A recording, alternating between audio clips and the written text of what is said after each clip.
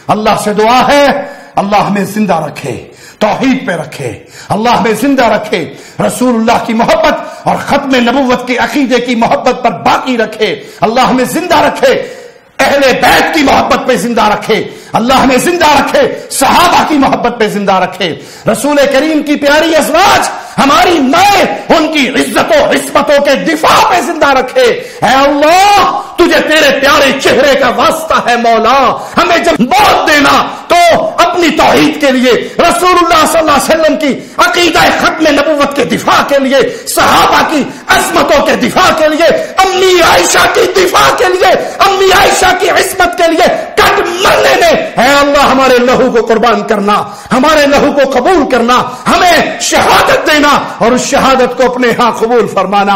حشر کا میدان لگے گا، مصطفیٰ کے سامنے حاضر ہوں گے، زبان حال سے کہیں گے یا رسول اللہ یا رسول اللہ یا رسول اللہ صلی اللہ علیہ وسلم۔ اے اللہ کے نبی گنہگار تھے، اے اللہ کے نبی گنہگار تھے، اے اللہ کے نبی سیاہکار تھے۔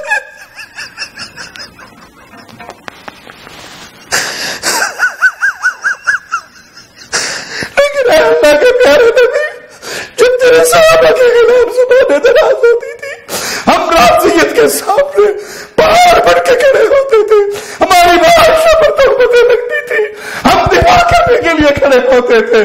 یاسر خبیث سیدہ کائنات کو گالیاں دیتا تھا، ہم دفاع کرنے کے لیے کھڑے ہوتے تھے۔ اے اللہ کے نبی آج آپ سے حوض کوثر کے پانی کے سوال ہی ہے۔ اے اللہ کے نبی صلی اللہ علیہ وسلم آپ کے سامنے آئے ہیں، شفاعت کے طلبگار ہیں۔